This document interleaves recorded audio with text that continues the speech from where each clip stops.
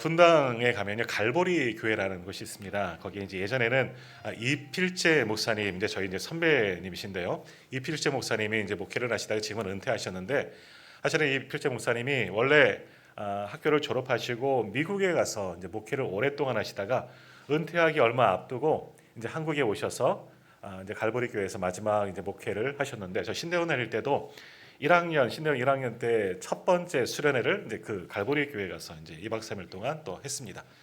이필재 목사님이 미국에서 목회를 하실 때 경험했던 그 이야기를 잠깐 소개시켜 드리고자 합니다.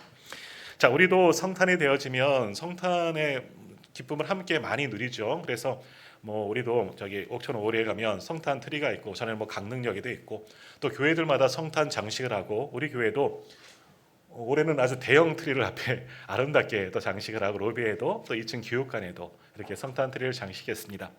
뭐 어떤 가정들은, 혹시 성도님들 가정에 성탄 트리를 한 가정 있으십니까? 아무도 없으시네요. 메말은.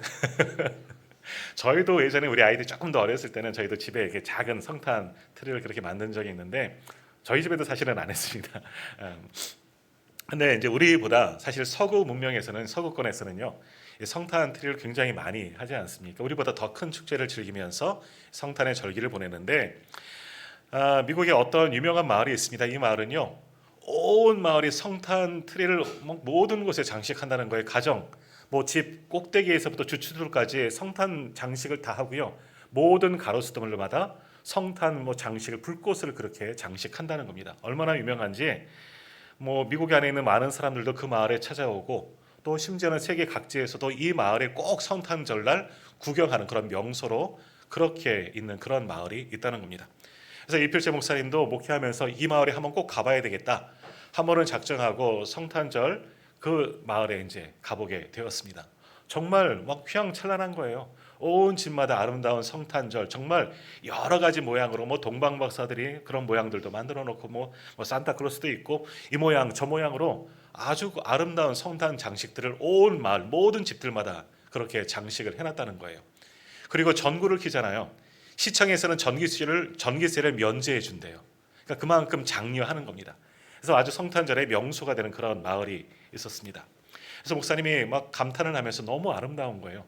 감탄을 하다가 어느 집 앞에 머물렀습니다. 이제 보았더니 그 집이 아마 이 마을에서 가장 아름답게 성탄 장식을 한 그런 가정을 이제 보게 된 거죠. 그래서 그 집 사람들에게 물었습니다. 집 주인에게, 내가 보니까 당신 집이 이 마을에서 제일 멋지게 성탄 장식을 한 집 같습니다. 너무나 아주 멋있습니다. 그러니까 주인이 막 자랑하듯이 이야기를 하는 거죠.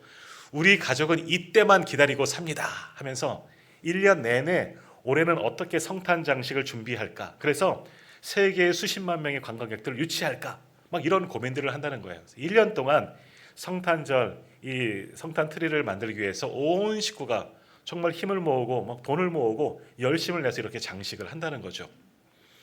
자, 그래서 목사님이 한 번 더 물었어요. 너무너무 잘하셨다고, 너무나 귀한 일이라고. 근데 우리 식구들 다 예수님 믿으십니까? 교회 다니십니까? 물었더니 아니요, 우리 예수 믿지 않습니다 그러는 거예요. 그러면 왜 이거 하셨어요? 이거 예수님에 대한 어떤 축복의 의미지 않습니까? 했더니 그냥 좋아서 했습니다 그랬다는 거예요. 자, 이것이 오늘날 사람들의 모습인 겁니다. 뭐 우리나라도 만만치 않지만 서구권도 마찬가지로, 먼저 기독교 문화가 전파된 서구권도 마찬가지로 성탄절, 지난주도 말씀드렸던 것처럼 성탄의 주인공인 예수님은 빼고 성탄의 축제를 즐기는 겁니다. 겉으로는 아주 휘황찬란한 장식을 하고 아름다운 트리를 만들고 여러 가지 것들을 만들지만, 진정한 성탄의 의미, 아기 예수님은 그곳에 계시지 않는다. 그건 하나님께서 기뻐 받으시는 예배가 아니고, 기뻐 받으시는 그런 성탄의 축제도 아니고, 그저 나만 즐겁고 내 눈에 보기 아름다운 그런 성탄절이다 하는 겁니다. 사실 그 마을, 목사님 방문했던 그 마을도 채 그 마을 사람들 중에서 성탄 트리는 아름답게 장식하지만 교회 다니는 분들은 10분의 1 정도밖에 되지 않는다는 겁니다. 많은 사람들이 지금도 그렇지 않습니까? 예수님 없는 성탄절, 어제 밤부터 오늘까지 얼마나 사람들은 많이 축제를 벌였을까. 또 이 관광지 아닙니까? 우리 동네도 또 얼마나 많은 사람들이 또 밤에 이곳에 왔을까 하는 그런 생각들을 해 보게 됩니다. 자, 그러나 오늘 우리는 그럼에도 불구하고 주님께 예배하고 또 예배하면서 우리 성탄의 주인공이신 아기 예수님으로 인하여 기뻐하고 감사하며 우리를 내어드리는 이 예배가 되기를 간절히 소망합니다. 그저 내가 즐겁고 내가 기쁘고 왠지 몰라도 그냥 즐거운 것이 아니라 주님 때문에 기뻐하며 감사하며 예배할 수 있는 우리 모두가 되기를 간절히 소망합니다. 자, 오늘 본문의 말씀 지난주 오후에도 우리가 잠시 보았지만 오늘은 첫 번째 성탄, 예수님을 찾아 경배하였던 아기 예수님을 찾아 경배하였던 동방박사에 대한 말씀을 우리가 잠시 상고하고자 합니다. 자, 우리가 지난주에도 봤지만 이 동방박사들은 별을 보고 예수님을 찾아왔지요. 먼 곳에서부터 동방 그 어디인가에서부터 별을 보고 별이 이끄는 대로, 이제 지난주 오후 오신 분들은 기억하시지만 대부분 계셨지만 춤추는 별이라 말씀드렸잖아요. 그 춤추는 별을 보고 예수님이 있는 곳으로 찾아왔습니다. 자, 그런데 이 동방박사들이 예루살렘에 이르렀고 결국 예수님이 계신 베들레헴 그 마구간까지 물론 갔겠지만 이 동방박사들이 왔을 때 당시 예루살렘에 살고 있는 사람들의 모습을 오늘 성경은 기록하고 있습니다. 모두 네 부류의 모습들이 기록되어졌는데, 자, 먼저 어떤 사람들이 있느냐? 예수님이 태어나셨을 때 동방박사들이 경배하러 왔을 때 첫 번째 만난 사람들은 누구냐? 1절에서 3절까지 나오는 예루살렘에 살고 있는 백성들, 그러니까 보통은 성경에서는 무리들이라고 그렇게 표현하고 있죠. 모든 백성들의 모습이 나옵니다. 아기 예수님이 탄생하셨습니다. 구약에서부터 예언하였던 그 메시아 그리스도가 이 땅에 오셨고 동방박사들이 와서 그들에게 묻는 거죠. 유대인으로 왕으로 오신 이가 어디에서 태어나셨습니까? 하고 묻자 온 땅에 어떤 일들이 일어나다 말씀하고 있습니까? 소동한지라. 우리 3절 말씀 한번 볼까요? 3절 말씀 보십시오. 헤롯 왕과 온 예루살렘이 듣고 소동한지라 라고 말합니다. 소동한다는 것은 뭡니까? 난리 법석이 났다는 거죠. 왜? 어디선가 왕이 났다는 거예요. 유대인의 왕. 지난주도 말씀을 봤던 것처럼 유대인의 왕, 지금 헤롯, 여기 말씀에도 기록되었지만 헤롯 왕이 있습니다. 물론 분봉 왕이긴 하지만 로마 제국에 의해서 임명된 왕이긴 하지만 왕이 있음에도 불구하고 또다시 유대인의 왕이 태어났다 하는 그런 소문, 왕가에서는 태어나진 않았어요. 왕이 그런 데 태어났다는 거죠. 그 말을 듣고 헤롯 왕도 그리고 예루살렘에 있는 모든 백성들에게도 큰 소동이 일어났다. 굉장히 당황하고 불안하고 혼란스러웠다는 거죠. 자, 어둠을, 깜깜함을 이렇게 좋아하는 그런 짐승들이나 벌레들이 있죠. 빛을 비추면 어떻습니까? 막 불안해서 막 도망칩니다. 불빛을 피해 도망쳐서 어딘가에 숨어버리는 그런 것들을 보게 됩니다. 집에 바퀴벌레가 나타나도 불을 켜면 막 어디론가 막 숨어버리고 틈으로 막 들어가는 것을 보지 않습니까? 바로 그러는 모양의 소동하는 겁니다. 동방박사들이 와서 아기 예수님의 탄생하심을 물었습니다. 어디냐? 왕이 태어난 곳이 어디냐 물었더니 헤롯 왕도 그렇고 모든 백성들은 소란스러웠습니다. 왜? 깜짝 놀랐다는 거죠. 당황스럽고 두려운 일이 생긴 겁니다.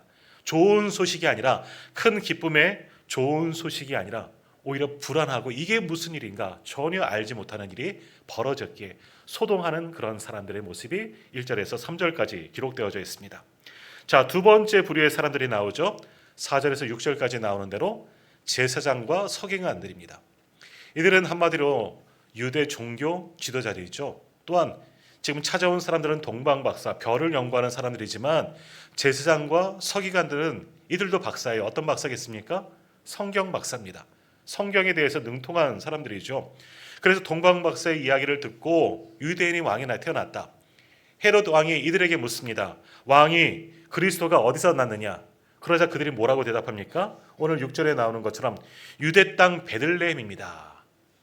내게서 내 백성 이스라엘의 목자가 나리라 하는 그런 예언의 말씀, 이들은 알고 있습니다. 성경 66권, 당시에는 물론 66권이었고 구약 성경의 말씀들, 예언자의 말씀들이 있지만 그 가운데서 정확하게 이 제사장과 서기관들은 예수님이 어디에서 태어날지를 분명히 알고 있었다는 거예요.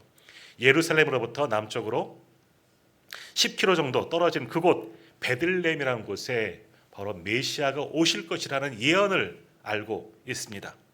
자, 이렇게 성경을 알고 메시아가 오실 것을 알고 있지만 문제는 뭐다? 이들은 주님을 찾아가 경배하지 않았습니다.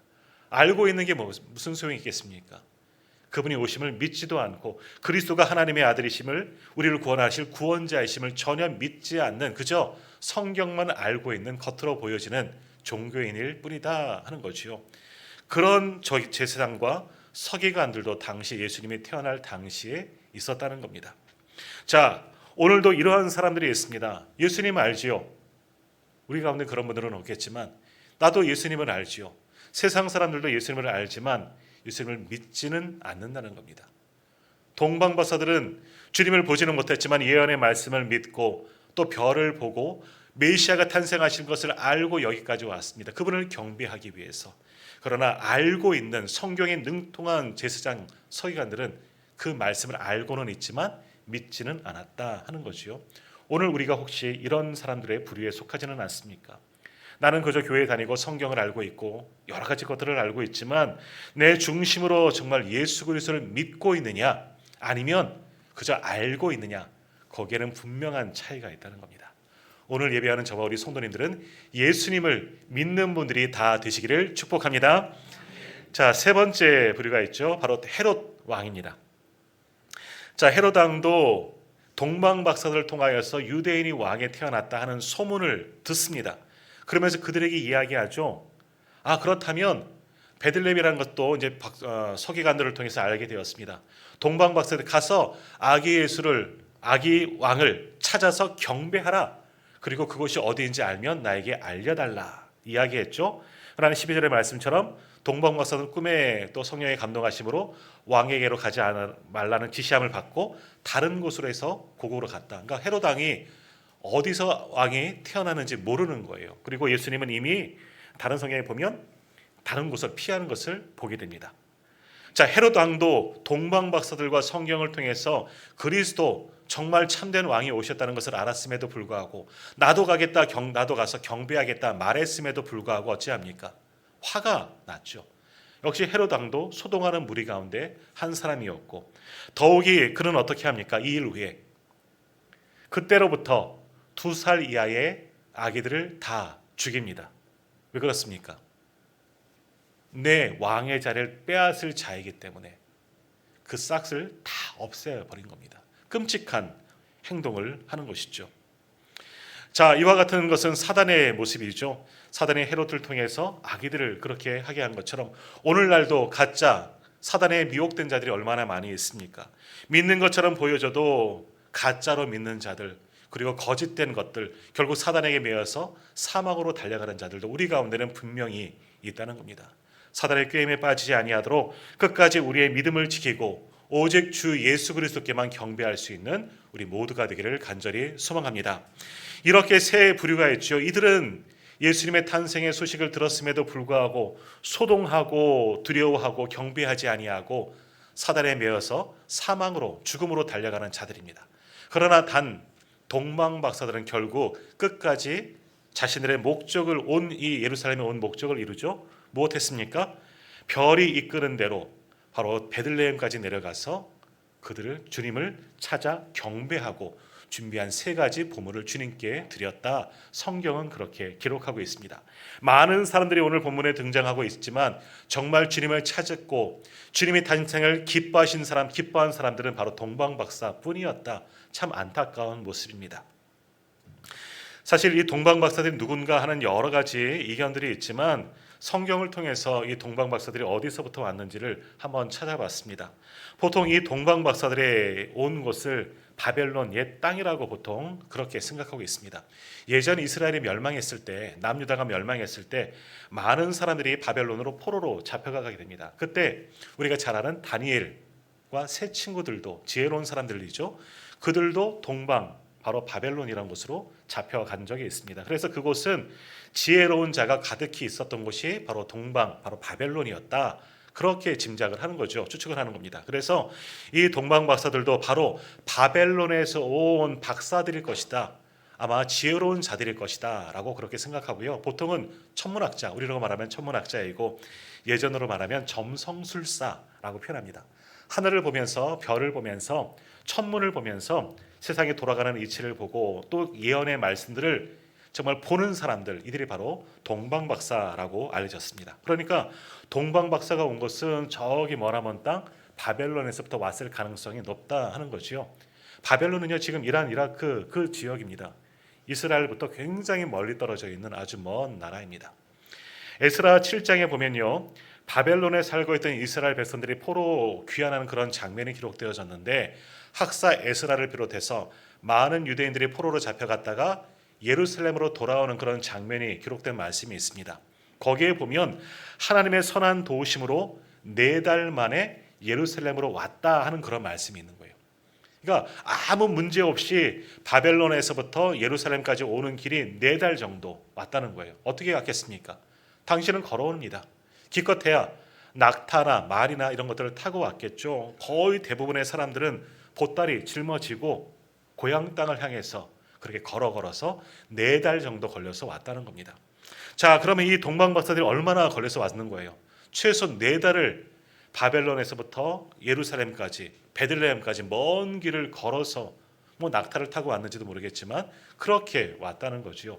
자, 그런데 사실은 동방박사는 4달 이상이 걸렸을 거예요. 왜 그렇게 했습니까? 무엇을 보고 왔죠? 별을 보고 온 겁니다. 낮에는 별이 보이나요? 별 볼 일 없지요. 별이 보이지 않기 때문에 밤중에 거의 이동했을 거예요. 깜깜한 밤중에 별이 이끄는 대로 별을 보고 왔기 때문에 이들은 주로 낮에는 쉬고 밤에는 이동했을 겁니다. 밤길이 쉽겠습니까? 잘 보이지도 않지요. 당시에는 뭐 불빛이 있습니까? 그저 별빛만 보고 그 힘들고 머나먼 길을 걸어 베들레헴까지 왔다 하는 겁니다.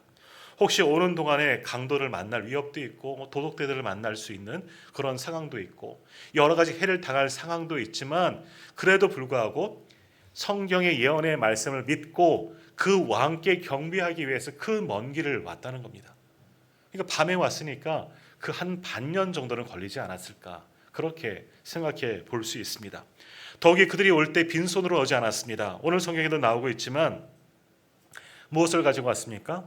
황금과 유향과 몰약, 자기들이 준비할 수 있는 최고의 예물을 가지고 왔다는 거예요. 밤에 이들이 움직이면서 그 예물을 황금을, 유향을, 몰약을 가지고 오면서 얼마나 불안했을까.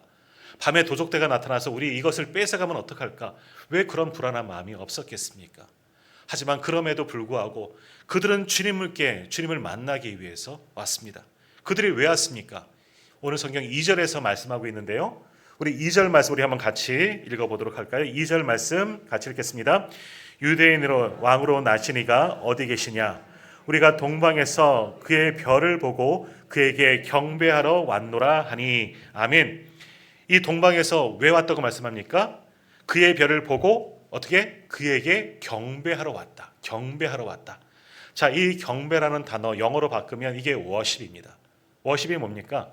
예배를 워십이라고 합니다. 우리가 드리는 예배, 뭐 서비스라는 표현도 할 수 있지만 워십이라는 단어입니다. 워십은 뭐냐? 지극히 그럴 만한 가치가 있다는 것을 높이는 것, 그것이 워십이라는 뜻이 가지고 있습니다. 그러니까 정말 가장 어느 것보다 귀한 분에게 정말 최고의 가치를 가진 분을 높여드리는 것, 예배하는 것, 우리의 모든 것을 다 내어드리는 것, 그것이 오늘 성경에서 말씀하고 있는 경배라는 그런 단어입니다. 동방에서 그 먼 길 반년 이상 걸렸던 그 길을 그 멀고 산을 넘고 물을 건너서 도적대들의 위협에도 불구하고 오직 밤중에 별을 보고 찾아온 이유는 뭐냐? 예언의 말씀을 듣고 왕으로 오신 그분께 경배하고 예배하기 위해서, 나를 그분께 다 내어드리고 최고의 예배를 드리기 위해서 먼 길, 그 길을 마다하지 아니하고 그렇게 찾아왔다는 겁니다. 자, 바로 이 모습이 예배자들의 모습이 되어져야 합니다. 오늘 우리는 성탄의 아침, 우리의 일상을 잠깐 멈추고 주님의 전에 올라와 감사함으로 예배드리고 있습니다. 오늘 우리가 드리는 예배도 바로 오늘 성경에서 말씀하는 동방박사들의 경배함의 예배인 줄 믿습니다. 그렇다면 오늘 우리도 동방박사들과 같이 우리의 전부를 주님께 내어드리는 그런 예배를 지금 우리도 드리고 있습니까? 내 마음을 다하여 힘을 다하여 우리의 목숨을 다하여 우리의 왕이신 예수 그리스도만을 기뻐하며 그분께 최고의 예배를 오늘 우리가 드리고 있느냐 하는 겁니다.